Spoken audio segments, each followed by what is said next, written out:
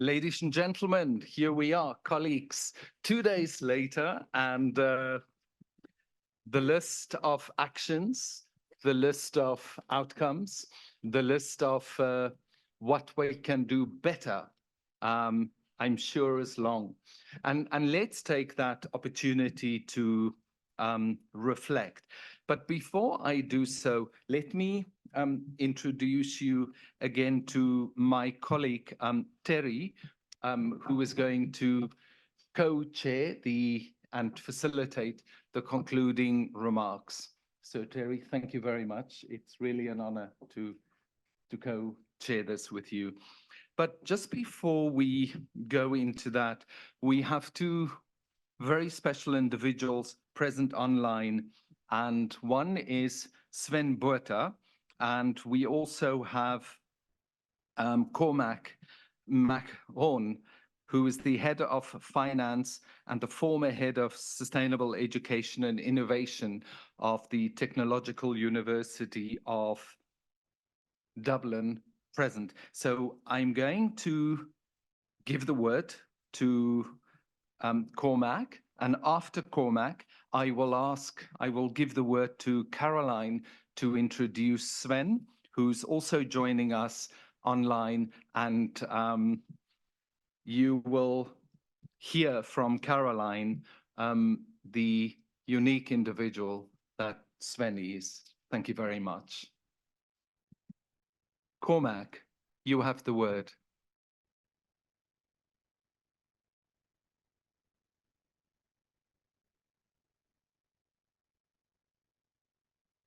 Apologies, Johannes. I was just on mute there for a second.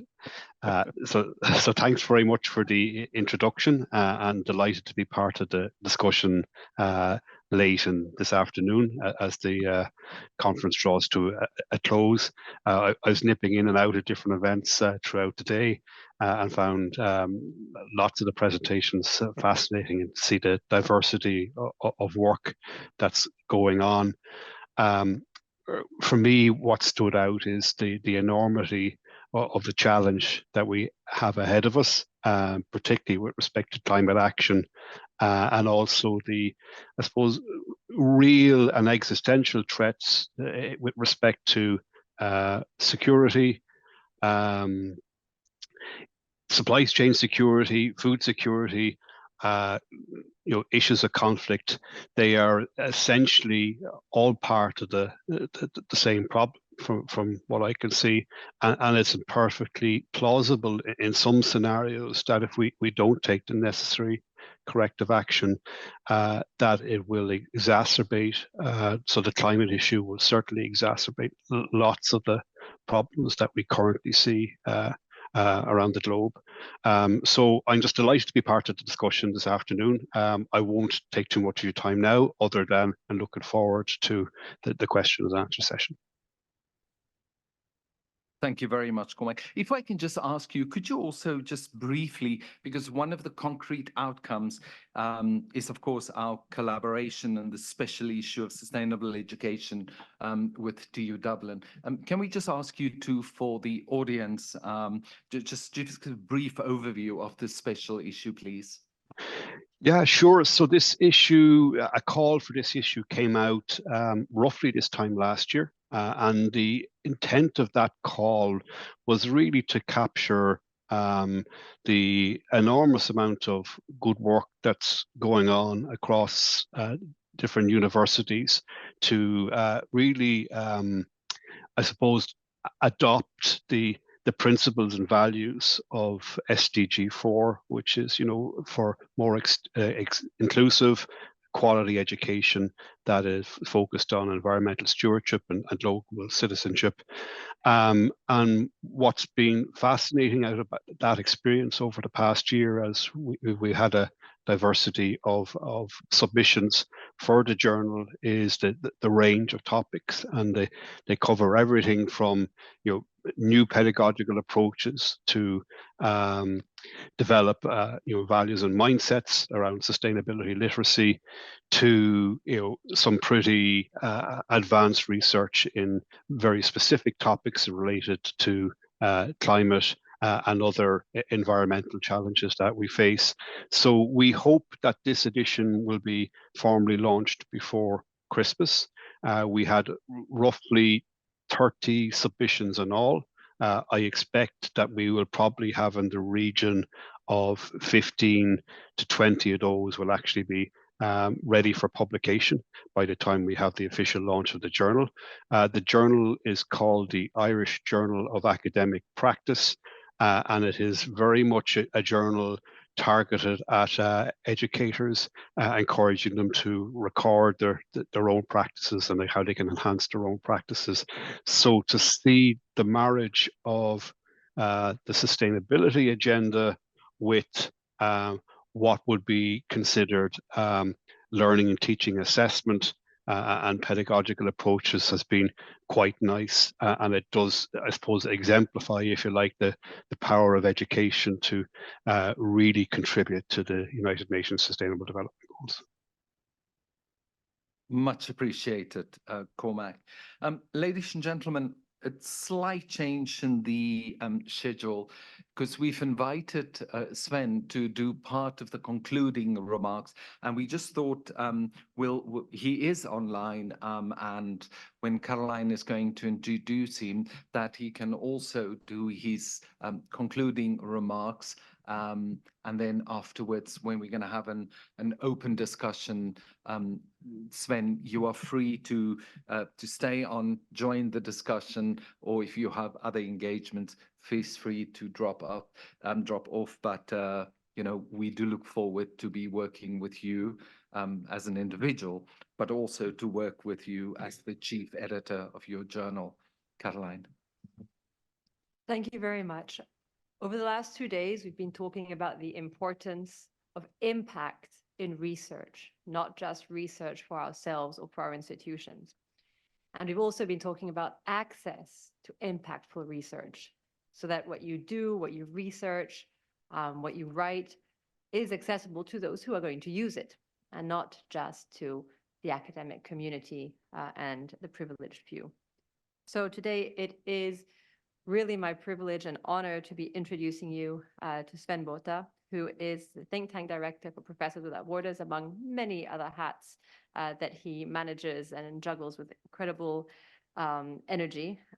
Definitely one, if not the most talented, inspiring, and tireless individuals who is driven to make an impact, driven to change things for the better. And I am really delighted to introduce him and privileged to work with him. Please, Sven, no pressure now.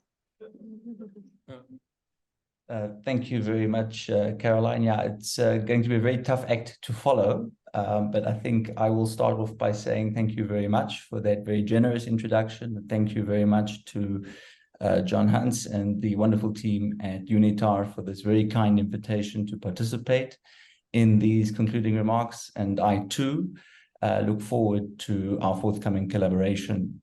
So as Caroline has already said, I am addressing this platform today in my capacity as think tank director for Professors Without Borders, but I'm also a practicing academic in the Department of Political Sciences at the University of Pretoria. So over the last couple of days, and I've also been nipping in and out of some of these sessions as I attend to my various other duties, it becomes clear that as the global setting continues to evolve and change, education must do so likewise. And the education sector continues to experience both a combination of gradual and rapid change as we go on. And this presents us with some very unique opportunities, but also some challenges. And it is important, I'd say indeed imperative, that we take the opportunity to reflect and document some of these challenges. And with this in mind, I'm delighted to announce that the Professors Without Borders think tank will be partnering with UNITAR on a post-conference publication via our official academic journal called Higher Education Campus. Now, Higher Education Campus is an open access higher education journal published by the University of Johannesburg Press And we focus primarily on four focus areas. Those are innovative pedagogy, curriculum development, internationalization in higher education, and leadership in higher education. So all of these issues are relevant to the discussions that have been had here and how we feed those into education practice, education pedagogy, but then also looking at the leadership that must, or leadership actions rather, that must take place within higher education institutions in order to make sure that we can drive the positive change that we want to see. So John Hans, I'm going to, as well as everybody else, keep it short and simple. I will be in touch, hopefully at some point within the next 2 weeks, with a formal MOU so that we can get this project off the ground. This will be an outstanding collaboration and a very exciting one for us, as it will be our first special edition of this new journal that we have here at ProWeBo. And thank you very much for thinking of ProWeBo and for partnering with us on this exciting journey. And let this be the beginning of many more fruitful and mutually beneficial collaborations between our institutions. Thank you. Thank you very much, Sven. Much appreciated. If you allow me, ladies and gentlemen, just to address Sven in our mother tongue. Sven, baie dankie vir jou tyd hierdie middag. Ons wil weet dat jy jou tyd en jou insig hoog opgestel word. Baie dankie. Thank you very much. Just before I hand to Terry, I would like to briefly, because we have another outcome, and I'm going to give the word to Dr. Daniel Rushmiel, just to speak about another publication, which is the Peace Review, and it's a special edition. Daniel. Okay, thank you very much, and John Hans. I'm going to be very briefly. As you might know, we have here as well our co-editor, Lucia Morales, that if you want to join and say something, please feel free. But basically, as you might know, and listening to these great opportunities, we just finished publishing a first special issue on geoeconomics and geopolitics of climate change in the Peace Review journal, and that we are working on that direction, and that one of the outcomes of this is to meet all your interesting works. And that's basically, please feel free to check the special issue of the Peace Review journal, and whatever you want, we can exchange afterwards. Impressions. Thank you very much, John Hans. Back to you. Thank you very much, Daniel. Terry. Thank you, Jan Hans. En ek kan ook vir Sven dankie sê. Ek praat ook Afrikaans. There is a Cape Town contingent here, and South African contingent. I would like just to signal, before going any further, a sense of humility and thankfulness. I've met extraordinary people here with great passion, conviction, seemingly tireless energy, and also a kind of reverence in front of what we're working with. That gives me hope. I just wanted to say that before going any further, because it marks certainly where I am at and where I feel a few people are at that I've been speaking to. Secondly, and I think this is why Jan Hans very kindly decided to co-facilitate with me, was so that I could maybe a little bit provocatively ask, are there any burning questions that people, particularly on this side of the room, the 9/10 of the population, are there any questions or comments, statements that you would actually want to put to the plenary and also to those who will be issuing closing remarks? Anything that is particularly disturbing that you carry with you? I have, for example, Bruno's comment, whose climate security? That will keep me awake tonight. Thank you. But maybe there are comments, questions, something that you would want to see in the outcomes of this event as noted as having been important. Please be bold. This is also about shifting the feel of who's who in the room from yesterday. João, obrigado. Hello. Well, first of all, thank you very much for all your work in putting this conference together. So yesterday in the opening, we were asked to look at the speakers and see that, despite climate change being a genderized issue, we didn't have enough women as speakers. I was wondering about the racial aspect of climate change as well. And I was thinking about what the speakers and, the organization for the next years and et cetera could do to improve racial representation in terms of the keynote speakers. Thank you.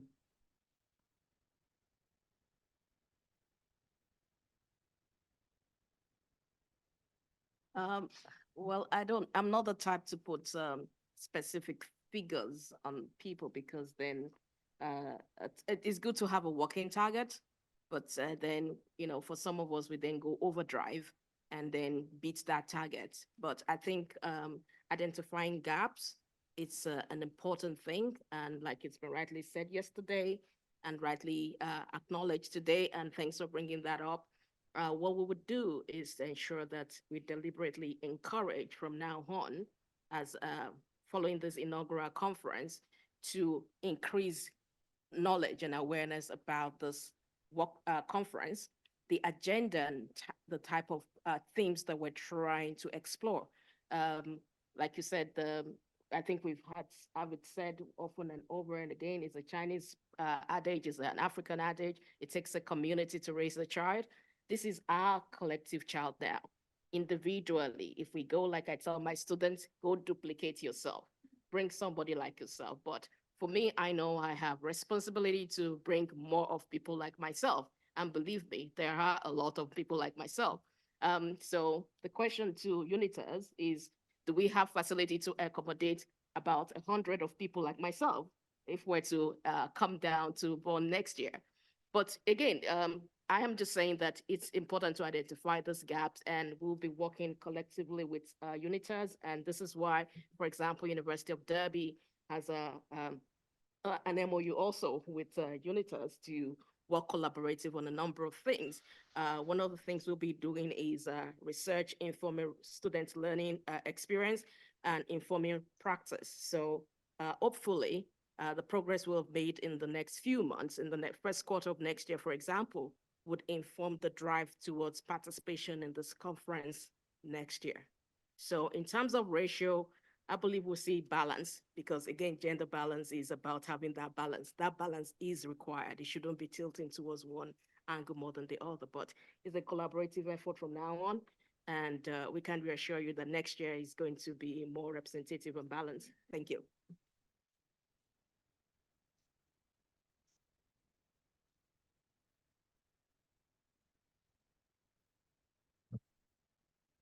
Let me say a word about that one as well.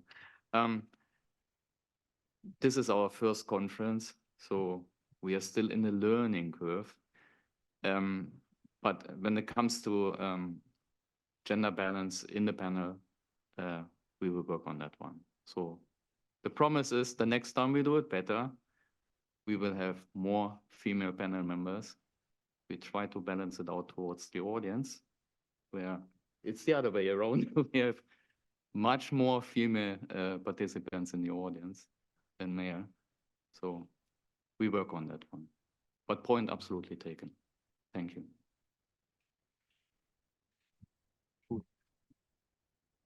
If you don't mind a provocative answer to a provocative question, I sense two things that are not just coming out of this conference, but that I've observed generally in a lot of conferences. Obviously, a lot of people face structural conditions that make it harder to overcome. So obviously, it's easy to come up here if you have a certain personality type or confidence, socioeconomic background that's led to it. In other cases, when you face structural conditions, having someone else pull you up is important. But then when someone is pulling you up, come up, because you're not just helping yourself, you're helping everybody else who comes up with you, who's watching you get up on stage. The other thing that I want to add is for other people to join the podium, which is important, desirable, necessary. Some people on the podium also need to step down. I think we need to recognize as leaders, as future leaders, that our own voices are not always the ones that need to be heard if we want to instigate change.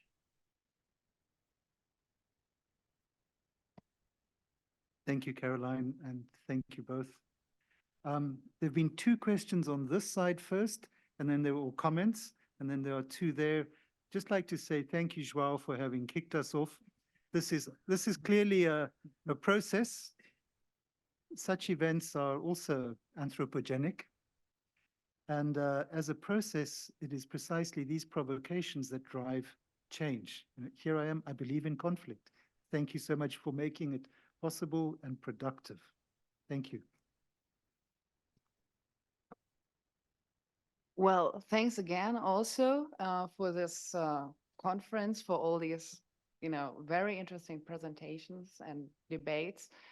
And my comment is also in this line. I'm a researcher on gender-based violence, on security, on police, and also on the environment, on climate change. And like people have always asked me, also today, maybe like some eyebrows were raised, how does it come together? And I think exactly in the line, as Joan said, it needs to come together. And I think during the day, like some very interesting questions were raised, regarding like, how can we put this together? This is regarding like access to debates, access to knowledge, access to rights, and how do we materialize rights? And I think it's also like important or crucial in these kinds of spaces also to ask ourselves the questions, this is the UN, right? So we have instruments, we have norms. Do we really exploit them, or do we really make use of them?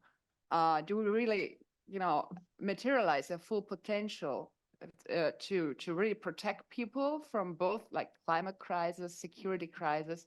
How can we really, use these instruments that the United Nations has and all these norms, which, were decade-long processes to construct actually? How can we put this together that we can think both the climate crisis and also, protect communities, protect women, protect children? How can we tackle these issues together with what we got? And I think we got a lot, actually. I think, the United Nations was like a crucial actor to provide us with these instruments. And how can we really materialize their full potential? And how can we make this an inclusive process where, women are heard, people of color are heard, where the Global South has a voice, and where also, maybe these kinds of debates are also being materialized not only in English or not only in Germany, but how can we really include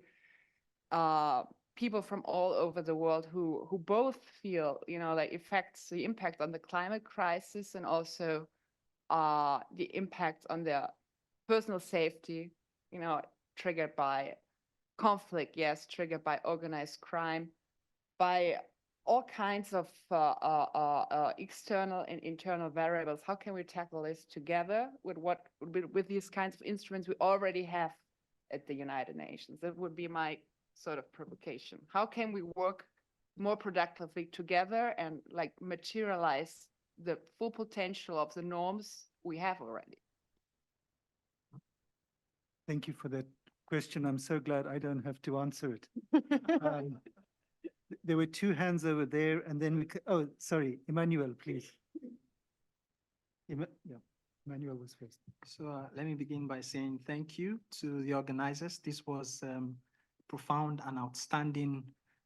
I'm surprised this is the first UNITAR conference, because it was really profound and outstanding. I had lots of interesting discussions. It helped to build my research, and it also helped to give me the confidence I need to keep going on, because you need that confidence as an early researcher like myself. So the feedbacks and the discussions really helped to boost that confidence, and I'm grateful for the opportunity. But in addition to that, I was having a very interesting discussion with Dr. Delapo this afternoon, and we're talking about the fact that we need platforms such as these other than publications. Publications are good, but like we've already established, the people who need this information would not read those publications. And it's just, my dream or this big idea that I have that conferences such as this, organized by UNITAR, can become that bridge between researchers and the actual policymakers, because that can help to create that synergy and bring the facts and the figures and the information that the policymakers will need to make it readily available for them. So how can UNITAR become that bridge between policymakers and researchers, the people who have the data, the people who have the information, people who understand how to operationalize that information, and then the policymakers who will then operationalize that information. So it's just an idea for UNITAR and for all of us to become that bridge through platforms such as this. Thank you. Thank you, Emmanuel. There were two hands, and then Thor, and then Jon Hans, if I could hand back to you and to the experts to solve these things. Thank you. Max? Oh, so, I Julia. would like to leave the floor to my colleague here, because I think, based on our previous discussion, that he could fill in after my previous speaker really well. That's very kind of you. Thank you.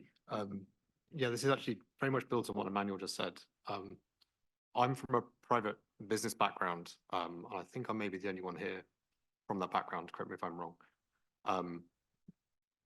I completely understand there's sometimes a hesitancy to avoid the private sector in such discussions. There's certainly concerns about influence, and which obviously can go to extreme points.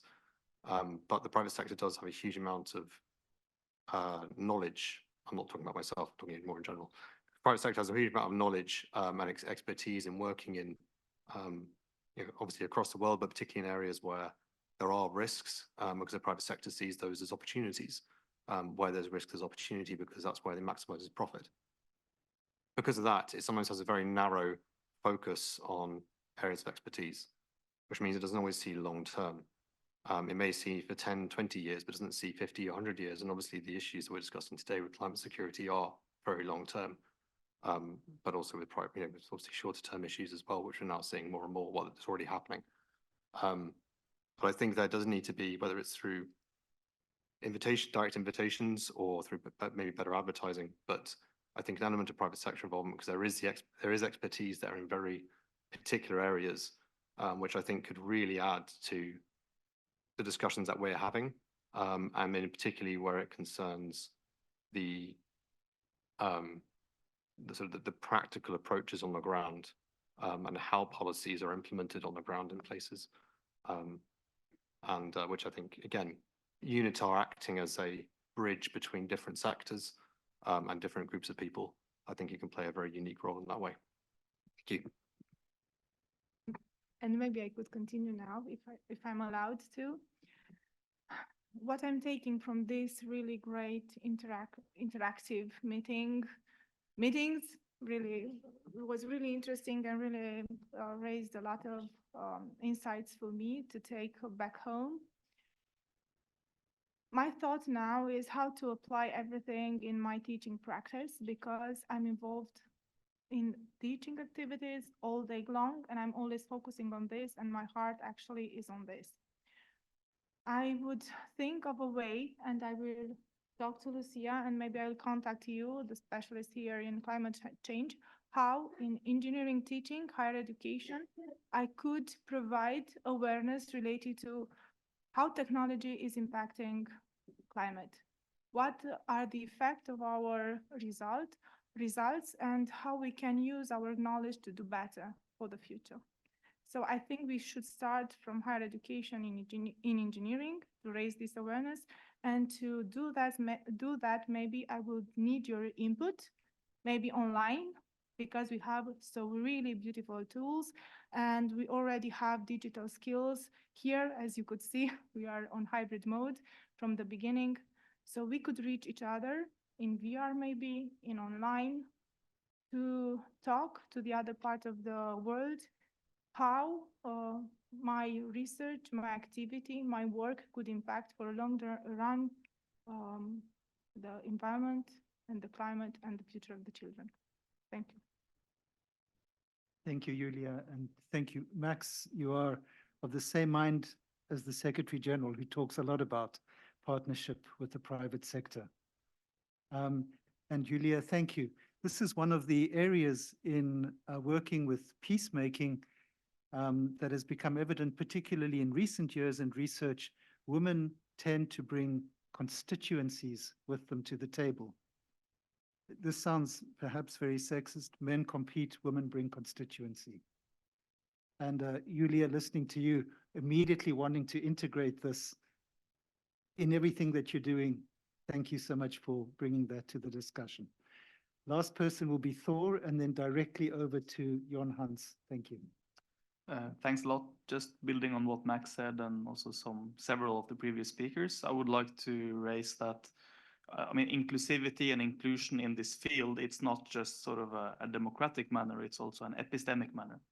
It's a way to increase the quality of knowledge that we as researchers and policymakers and all kinds of different roles in this field produce. Climate, peace and security, it's situated in between or enmeshed into immensely complex systems in their own right, the climate system or the environmental system and the social system. And with what we know is that when systems are complex, science is less self-sufficient than in many other cases. It becomes, for instance, very difficult to predict what will happen. You can expect that with the same input in different contexts, you get different output. And the whole system becomes very difficult to predict. And also, climate change doesn't create conflict, people create conflict. And that also means that the causal mechanisms that run from climate change to conflict are always deeply contextual. And that makes different kinds of knowledge, so indigenous knowledges, local knowledges, knowledge from the private sector, practical knowledge, professional knowledge, also very, very important in dealing with this issue broadly and in producing high quality knowledge on climate peace and security. Thanks. Thank you very much for all those contributions. If I could start with you, Donald, and then Bruno to follow up.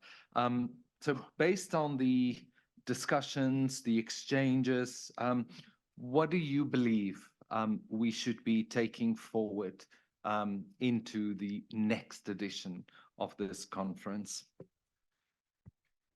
I think one of the great values of these 2 days has been, yesterday we talked about silos in healthcare at WADM and other organizations with which I'm affiliated.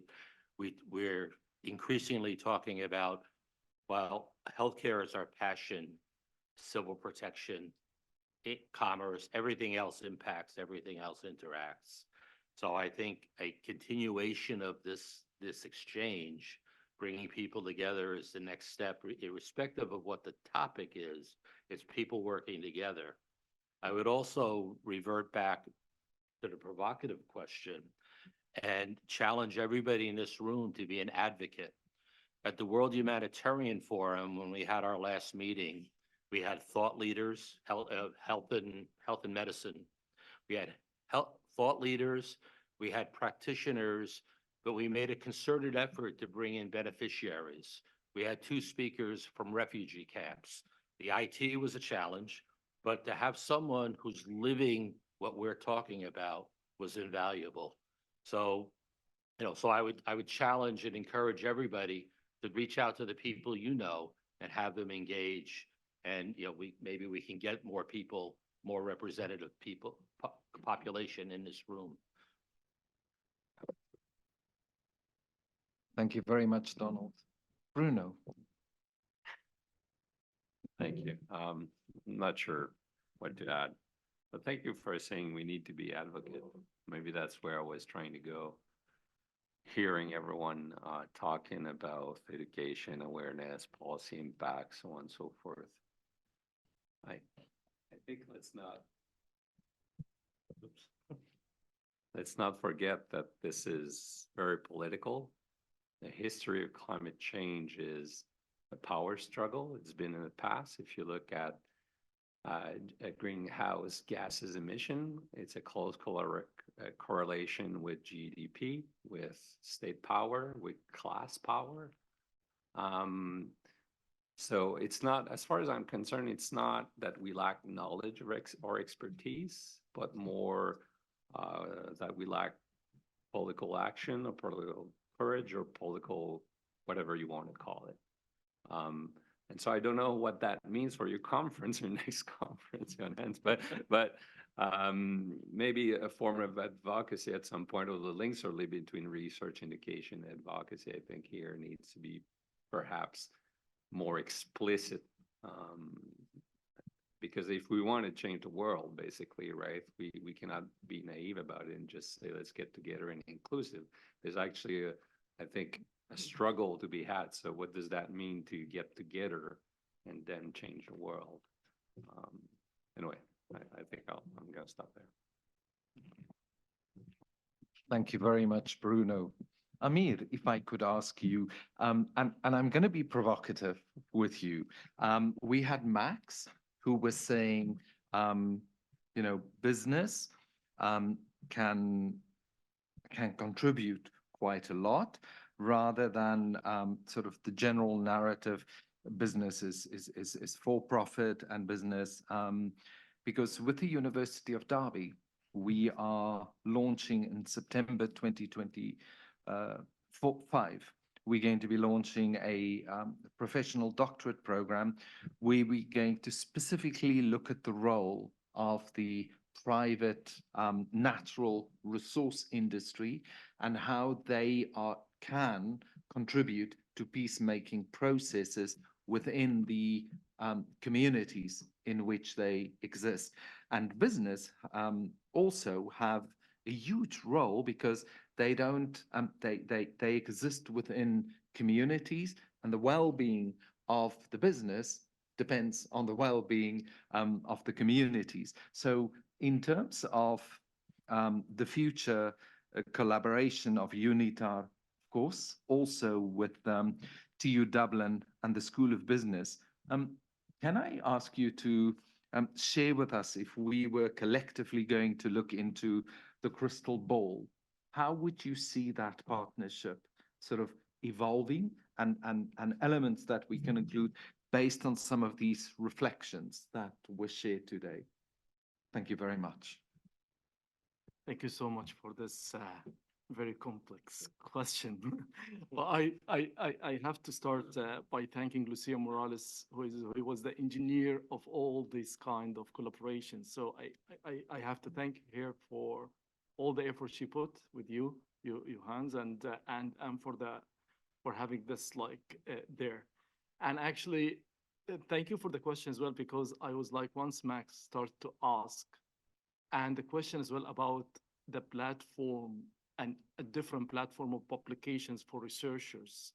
So I find myself, there are some ideas here, because I touched base on that yesterday when I talk about that the people, when they sit down together in the same table, when we have business people sit down with the policymakers, sit down with the researchers, we are talking about different minds, different objectives, different way of doing things, and different understanding and perspective of how things been done. So there is a different pace. The people are very fast, rapid toward outcomes. Other people, like the researchers, is more regarding we have to build foundations for literature, make stuff like more generic and stuff like that. So different objective even. So this is a really, this is a problem. And in my opinion, we still a way of bridging this gap between these communities.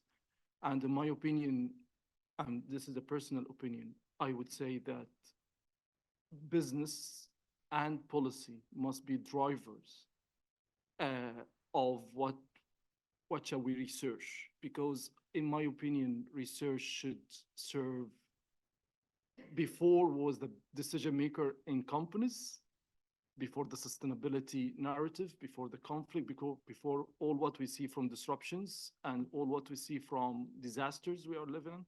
But now research was like, or the objective of research was to inform business leaders how to develop our economy and our prosperity. But now researcher has a responsibility as well, is to working with the policymakers to inform them how we deal with the disasters we are living in now. And this is need an effort. This is need such kind of events where we sit, we talk to each other, we know from where we are coming from, what's our objective, what's our way we work, and we try to work together to get on a common ground on a mechanism that make researchers can efficiently serve businesses and can efficiently serve policymakers as well. I'm very fast, I won't talk too much, as this refer me to the framework of the publication thing. We are the researchers, our first and second and third and fourth objective is to increase our list of publications. And it's coming fifth, for example, is to make some tangible outcomes. And that's why I'm saying, in my opinion as well, that researchers and the metrics that measure researchers' performance as it's measure the performance based on the publications, I think it must now measure the performance based on technical reports, based on white papers, advices, recommendations, being member in an advisory board, how many industrial projects you involved in, what the outcomes you got out of your research. I think like we need other metrics added to how many publications, how many research funds we got. We need other matrices, practice matrices for researchers, just to help them to work with the industry and policymakers. And I hope this answer. And of course, our collaboration. I think this is a very, very good step toward this objective. Thank you very much, Amir. May I also give the word to Cormac. Cormac, if you and again, I with your previous experience of the sustainable education element within TU Dublin, if I can kindly ask you, how would you potentially frame a answer or a response to that question? Thank you.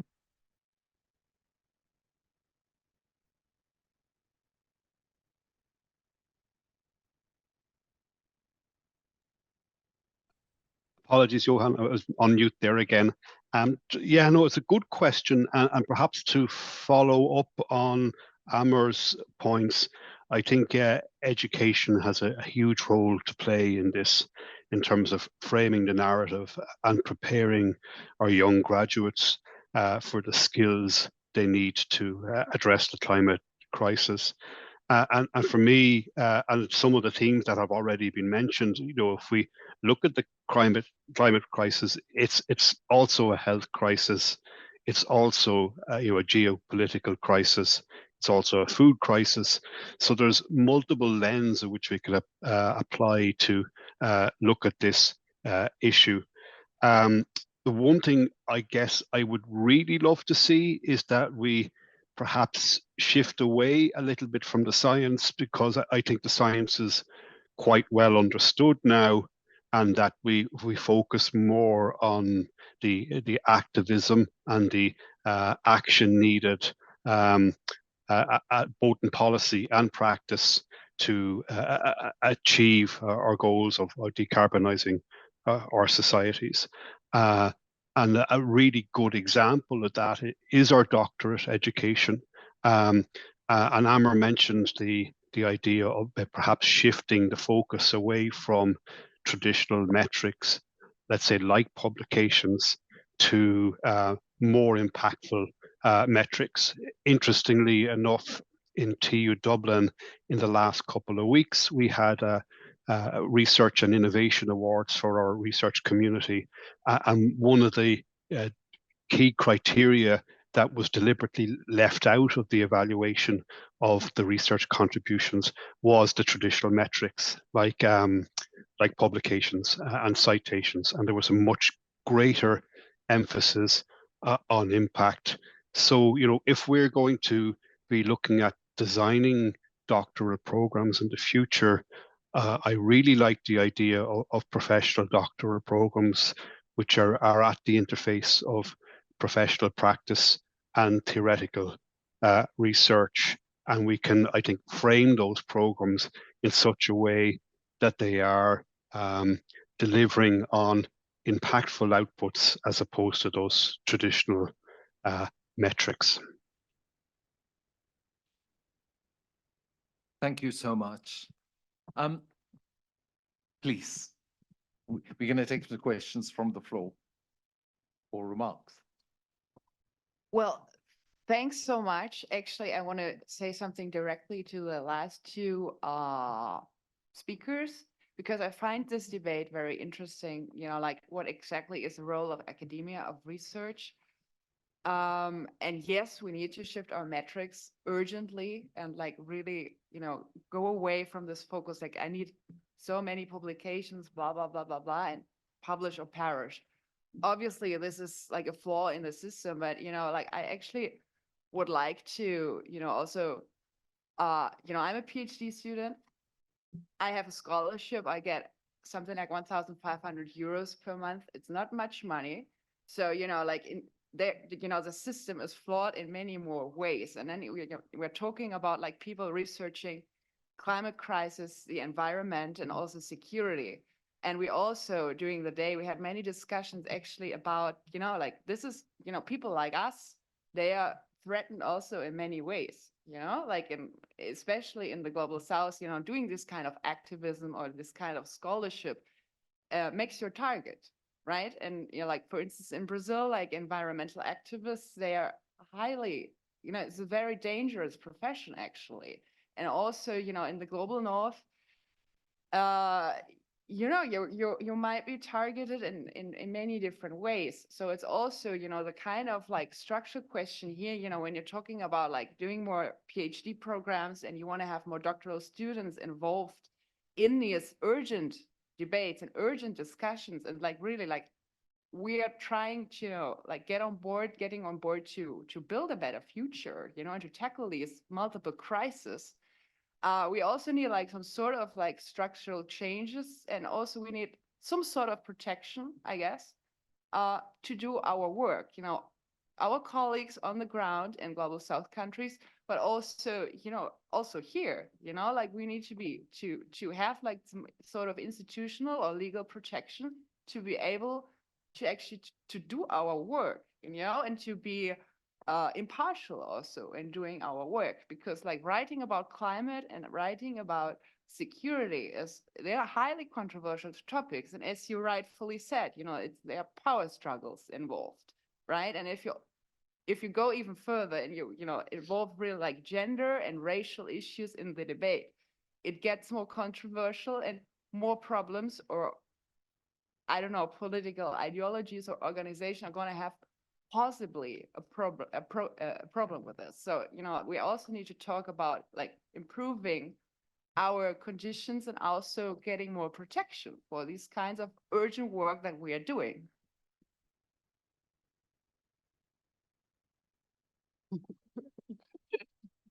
Well, yes, but it also varies a lot, right? I don't know how it works here in Germany, for instance, compared to Canada. Funding schemes are different, legal protection linked to democracy. Some people mentioned democracy over the last 2 days. It varies a lot. But then the struggles that you're talking about, I think, as a person, you have to identify what you want to fight for. You can't fight for everything. You have to pick your fights. That's what I tell my students. Don't try to change everything all the time. Focus on yourself and pick one battle at a time, because otherwise you'll hit a wall pretty soon. But in terms of protection, I don't know. It really varies depending on the country and whatnot. So that's a complicated issue. But maybe Professor Without Borders have options for us that go beyond borders. Can I make a point, like over here, in terms of, as a co-organizer of the event, when we design the guidelines in terms of who we wanted to come here with UNITAR and Daniel from University Verde Catalunya, we were thinking in what did we make it different? So it's, and a little bit, I have very positive feedback, but at the same time, I have been observing the dynamics and I'm a bit concerned that we're going to move towards the play game that universities normally outline. We're talking a lot about the publications, the metrics, the changes, and so on. This is the reality. We're talking about gender balance, and we have to have a panel that is gender balance. But the reality is we don't have gender balance. And we were talking yesterday, it's 350 years to bridge that gap. So we need to have a panel that shows and reflects us as an audience. We have to challenge it. So we go again to hierarchies, we go again to roles, to titles, who is sitting in the higher panel and sitting here and not important. So I think we have to get over that type of complex. So you are important, you have something to say why you want to be in the big panel because you don't have the title. Well, be bold and share your opinion and your view because there are so small number of those titles. So we won't reach there. So we still can make our voice heard. And I don't need to be sitting in a panel, let's say, and whatever, because I still can make change. I would like to put a question to everybody that is here. Few of us are here, but we should be more because there are people that come, I do my talk, I walk away. Traditional conference approach. I have attended more than 200 conferences during my academic life, and I end up talking to myself or preaching to the convert, and then you're there just on your own. How many of us are here? What we want to do? How many publications you want? Is this really the forum for that? What we're going to be doing differently? So we are talking to UNITAR, we're talking to United Nations, we're talking to academics, we have representation from practitioners, business. I am an economist, and many things you're saying, well, you need money. When you are protection, you need money, you need to enable it. So you need then the politicians to get on board. The politicians will go with the business agenda. And this is the research that we're doing. And this is geoeconomics, geopolitics, who is driving the decision making. So we could be shouting here loud, we need to do this and that, but we need to enable it. And to enable it, you need resources. Resources are scarce, money is scarce. And my point, again, as a co-organizer of this event is what we're going to be doing differently. If we're going to meet again next year, and we hope we do, I love to see propositions coming from you in terms of, don't ask me about publications and rankings and citations. Ask me about how we develop high quality documents. And with UNITAR and University Verde Catalunya, we already reached into European Commission to try to bring people on board. So Daniel, myself, John Hans, we're making those moves in terms to say, okay, can we join these partnerships so that we can collaboratively develop policy-making papers that are open access, that are free, and you're not telling me publish in the high-ranked journal. How can we then come together? And one feature that I didn't like very much of the conference probably is the parallel. I missed many presentations that I couldn't attend because I have to be on my own. So we need more space for discussion to sit and listen to each other, to participate, to come together, share knowledge. So it's so difficult. People just don't, and we heard it yesterday, we don't share. We hold it because I have to get my next publication, because that's what is going to get me into that seat where everybody would say, I'm the important person. No personal attack to who is sitting in those seats. I mean, you have the ways to communicate. You have the ways to do it. So just try to communicate to us and to help us to keep progressing it. That's it. Thank you very much. If I can just, before I take your question, I would like to give the word to Amir and then to our two panelists, and then I will loop back to you. Thank you. Yeah, Amir. very quick one. I think we need just to have this kind of balance in terms of the metrics or in terms of or evaluating the scholars. In my opinion, what I said, publications are very important. Funding is very important. We are researchers. We have to put foundation, scientific foundation of what we claim. So we can't just like get rid of publications even in high rank. But why I'm saying is we need to have kind of introduce this dimension of impact in terms of evaluating the scholars and introduce the activities of engagement more. But I would say that publications and put foundation of what we're claiming is very important. Another very good comment in terms of the security of the students. Actually, security of the students, of course, like the aspects you talk about of guarantee safety for their own security is important, but also like financial security for students. Now, in Dublin, for example, students face a big problem in terms of the amount of money they take from scholarships to find accommodation with the housing crisis we have. Students have demonstrations in the streets just like to have more money to get housing. I agree with Prono that this must be like a kind of, in terms of a condition of the scholarships is different from university, country to country, but it must be considered. And this could be considered through the resources, through politicians who provide kind of these kind of financial aids or scholarships or the budgets getting from the government. So this is something must be considered because this is a part of the security of the students. Thank you so much. Thank you very much. Dolapa and then Caroline. Yeah, thanks, Amira, for touching on security, because I was also going to touch on that, largely because this is also an area of expertise of mine, and I'm passionate about protecting people. So in terms of security, in terms of the human security, universities around the world have ethical guidelines in terms of places you can go. Please respect that.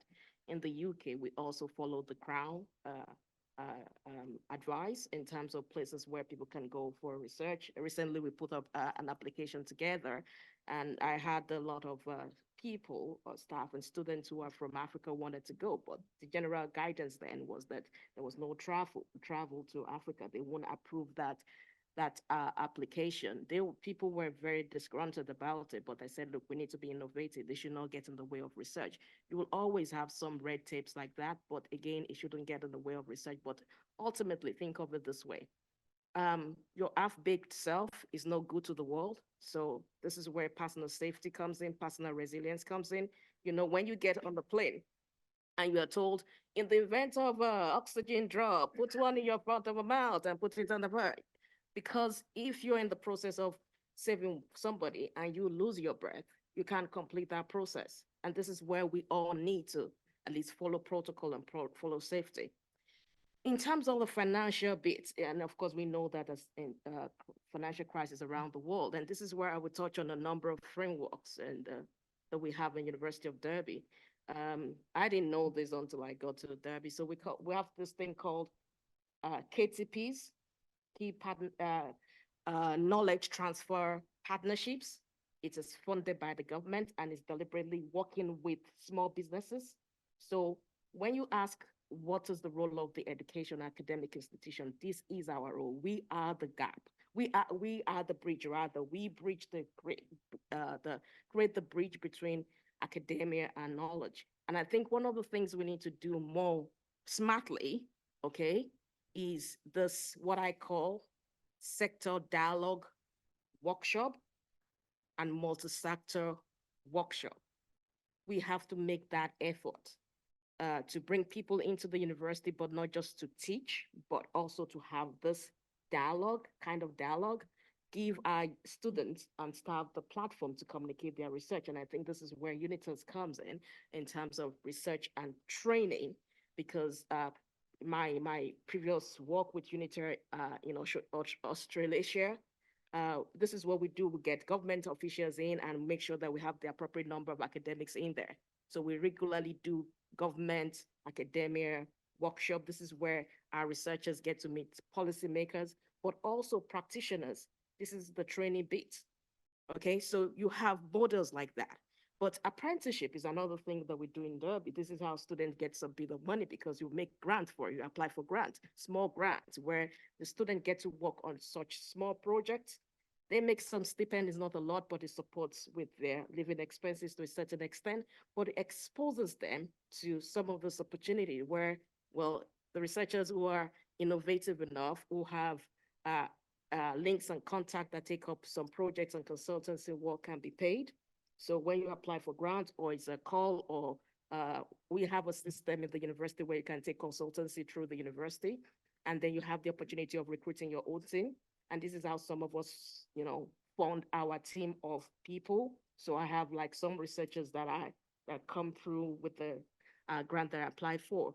So universities are innovating, okay? And it's not everyone that is still following the traditional ad line, but also for the countries where you belong to, look up from the Ministry of Development, Environmental, there are some call out there that might just provide some indications into what is evolving, what is changing. And if the university you're working in has not caught on to it quickly enough, you might just be the person who pioneers it. So this impact case study that I mentioned is a UK thing, it's referable. You can put there, go in there and log in. Of course, it goes through the university also, but I think one person started doing it, and this is now like the big thing for many of us. We don't even bother about publication. Another way you can get your work out there is policy paper. I've done 2 in the last 2 months for OCR and for Turkey Foreign Ministry, and it's influencing policy. 15,000 words, 1,500 words, 3,000 words, that's all is required. In some cases, you're paid honorarium, but that's not the case. It's about getting your research out there. Again, these are things that are acknowledged by my university. So I don't chase high impact journals for now. I am going through putting my work in the appropriate places. And I think these are the ways we can explore also. Lucia, quickly, there's something called humanitarian engineering, and this can help with tech and climate change. We can talk about that later on. Thank you. Caroline. Tough act to follow. I don't know if we've still got a whole hour or if these are the final words, so make them count. I come from a realist background. My academic interest is in security, pretty apocalyptic stuff. When I speak to my small children, I try not to mention nuclear war, epidemics, climate change, or the sun exploding, although they did bring the last one up recently as an urgent concern. The future looks really bad if I think about it that way. But if I compare it to when my parents were born, the future looks pretty good. They were born after World War II. Their parents were born after World War I. Their future was pretty abysmal. I like to be a bit of an optimist in all this and think that change is happening fast, changes are happening in every direction. And we have the tools to do things, even if human nature might not have changed. But let's not pass the mantle on. We want to be actors of change. One of the things I like the most about these last 2 days, other than breathing a bit of freedom from my wonderful children, was all of the great conversations I've had with people who are exactly who they are. I didn't feel any artifice in the conversations. No one's trying to impress anybody, at least not, no one's trying to impress me, which was nice. And nor is there any need to impress other people. We are all on our own road, doing our own thing. So, I'd say the system is rigged, but the system is changing. Whether it's a good direction or a bad direction, change is happening. We have to be adaptive. We have to be resilient. We have to also be able to direct the change in the right environments if we want to do something about it. Titles are like rankings. You heard what I had to say about rankings yesterday. We can be very creative with titles. I mean, I made myself CEO. Well, my trustees made me CEO. The reality is nobody wants that hot potato because it's a lot of work, and it's a lot of work that you don't get paid for, credit for. You got to be driven by something. And I think that's where I really want to push here. We're all facing obstacles in the system. You know, 350 years until women have equality. Says who? Really? Let's change that. I don't want that to be the case. I don't agree with it. However, you know, only 15% of SDGs met. Great, 15% of SDGs met, right? Let's be aspirational. If we hadn't had that drive, we wouldn't have done that, and we wouldn't be measuring it at all. So good. Let's also look at the good stuff. And I guess my last words for change, other than change is coming, there's 168 hours a week. You work probably maximum 80, even though, let's say, imagine 20 or 40 of those hours are going to be unpaid. You're going to be sleeping, if you're doing 6 hours a week, about 48, 49 hours a week, which leaves you with 20 hours. Make them count. What are you doing with those 20 hours? You might be working the system. You have to, you've got to make an income. You have your own agenda. But what else are you going to be doing? Homework with the children. Homework with, well, until you have them, make them count. But you can have parallel careers, you can have parallel interests, you can work outside of the system, you can be creative, you can come up with your own titles, and a number of publications. Working the system doesn't necessarily get you rewards. Thinking outside of the box does. So if we want to have change, whether it's in education or in climate change, I think we need to be taking risks, thinking outside of the box, be creative, and stay driven even when the future looks apocalyptic. Thank you very much. Caroline, I almost want to sort of reinterpret it, and it's to say, let's have the moral capital and the courage to challenge and what we see as problems and obstacles, let's make them opportunities. So thank you very much. Please. Thanks a lot for this opportunity. I got a very quick question. It might be my mistake. I may miss that point, but are we going to produce any outline of these discussions in a written document? You know, as a concrete, you know, I'm an economist. There must be something concrete at the end of the day that we can go back and we can read it again. We can remind ourselves that this was the thing that we have done at that time. So are you planning to do something like that? Absolutely. We will be publishing the outcomes and the recommendations. Thank you.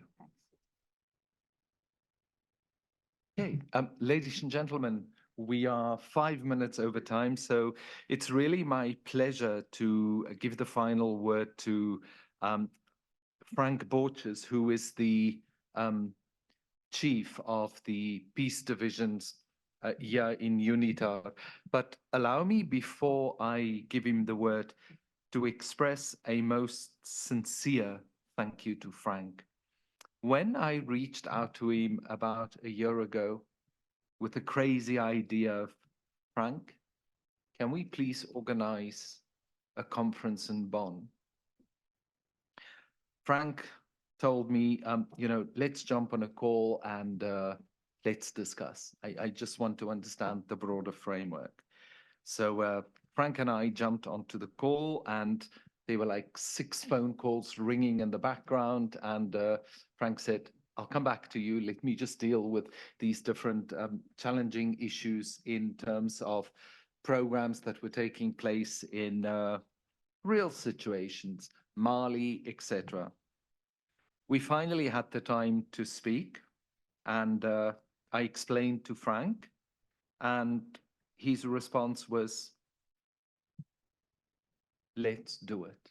Let's make sure that we get key partners, because the position, how we want to position the UN Bonn Campus is exactly that. It's going to become this think tank, not of new theories, but exactly how we can influence those practices and principles that can put new winds in the sails when we talk about the structures and the norms and the instruments that can help to accelerate some of these global challenges and the opportunities that we have.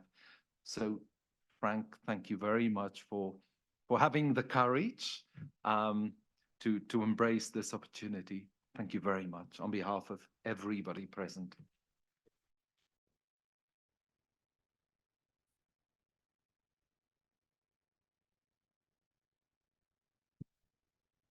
Yeah, thanks for the flowers. But the initiator really was John Hans, and it's teamwork, definitely. John Hans has been the driving force together with Daniel and Lucia, definitely. And that brings me to my next point. I would like to thank all of you in participating, but in not only in participating, but to make it possible to have the conference here. Because it's not only us, the organizers, or the people who are sitting in the panel, it's the audience as well, and not only the physical one, the one online as well from a distance, who made it possible. And for us, it's the first conference. We still had a few hiccups that we managed, and that is the point. Nothing is impossible, just solutions, and we find them. So we go along the way. So thanks to everyone. Special thanks, as I said already, to Lucia, to Daniel, John Hans, but also Risa, to Rohit, and to Brian, because they've been working in the background. And to our co-organizers, to Vadem, to the TU Dublin, to Darby, Caroline as well. Yeah. And as I said, to everyone. And yes, this was the first one. We hope that many more are coming. The next one next year, obviously. We are still deciding where to do it, if we do it here in Bonn or somewhere else, but we will let you all know far in advance. One thing that is at my heart a little bit is the topic of research. So whoever is doing research, it's not only for the researchers to have a publication, tick a box.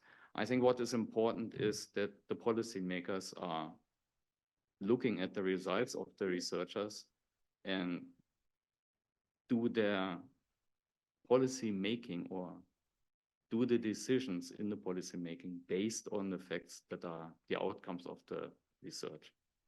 Because you put a lot of effort in the research, so it's visible.